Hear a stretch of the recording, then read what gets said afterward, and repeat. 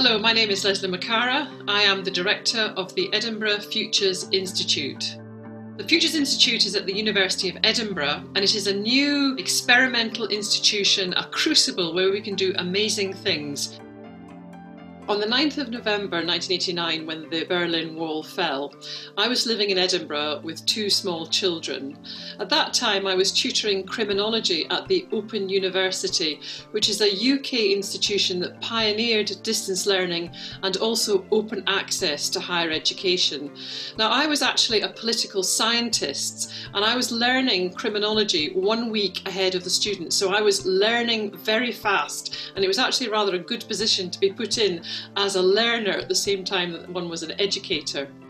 What I learned from this is that criminology is one of the most messy interdisciplinary subjects that you can study, and actually that's where I got my love of interdisciplinarity that is at the core of the Futures Institute. My sister was living in Berlin at the time that the wall fell, and I've actually got a little bit of the wall here that she gave to me for that Christmas. And I love the fact that the wall was smashed and that there is this diaspora of fragments across the world which emblematise for me freedom. It's a wonderful thing that people took over. There was a people's revolution, there was participation and democratic spirit, and they expressed that in that smashing down of walls.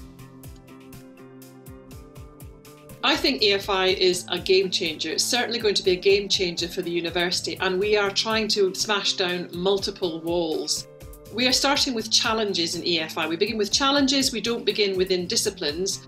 And we know that the challenges that the world is facing in terms of climate, geopolitical tensions, inequalities, differences between nations, there are many, many challenges that are all multi-level, they're all complex, and they're all interrelated. All of these things that we are facing, and we want to bring our research and innovation to bear in solving those challenges. A critical thing for us is that we're going to do this in partnership with others, in partnership with communities, and in partnership with government and industry. Our aim is that we offer education across the life course. Today, many people will live for up to 100 years, and they have about 80 years in which they can benefit from higher education. And we hope that people will come in and out of education, not just doing kind of degree packages, but actually coming in and out and doing courses at the right time for them. We're going to offer hybrid education, online and on campus, to create a globally connected community of students. And we're going to be teaching them the kinds of skills and the kinds of adaptations that are needed to work within a complex and increasingly fast-paced and uncertain world.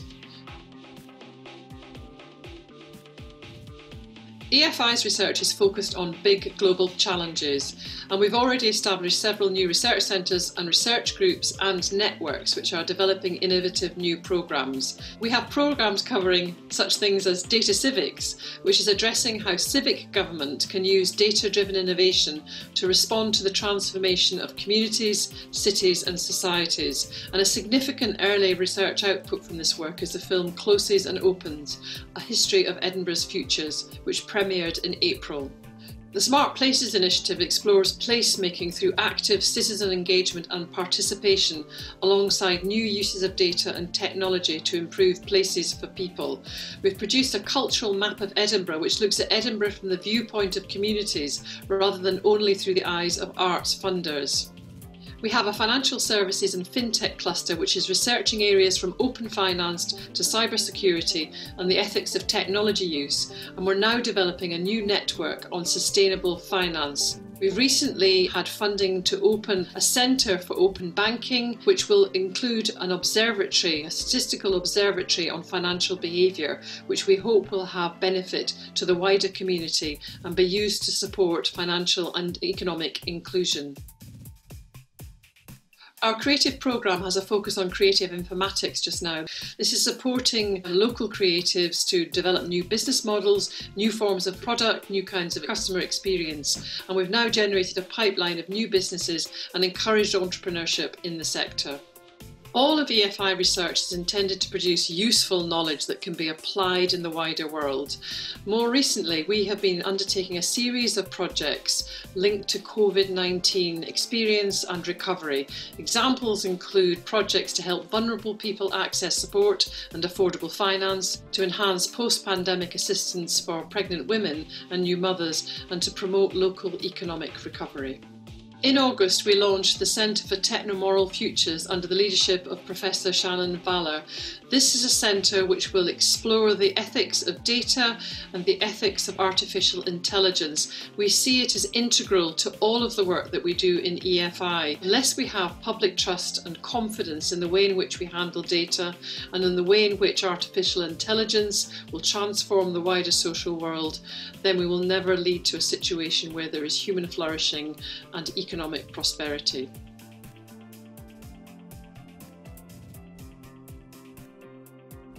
So both of my children are academics, which is interesting that they have followed in their mother's footprints in the same way that I followed in my father's footprints. When I was doing a webinar the other day and talking about the aims and ambitions of EFI and what we were trying to achieve and some of the challenges associated with that, my elder daughter, who was watching, who'd had a really bad day at work, texted me and said, "Mum, you make it all worthwhile." And for me, that is just about the most lovely thing she could have said. You raise everybody's eyes above the parapet and look at what the proper responsibilities and excitement is about higher education. That, to me, it makes me feel as though I've done a good job. What keeps me awake at night is sometimes we already know some of the solutions to problems, but we can't actually get them into active practice. What keeps me awake at night sometimes is the slowness of what we're doing, that we require slow scholarship sometimes to build partnerships and relationships, but sometimes we need to also act more agilely and fast and get things moving. Those are the sorts of things that concern me and I lie awake at night and worry about. When I was young, I wanted to be a zoologist and follow in the family tradition of science. As I grew up, I became lured by social science, by philosophy, by art and creativity, and I became a criminologist.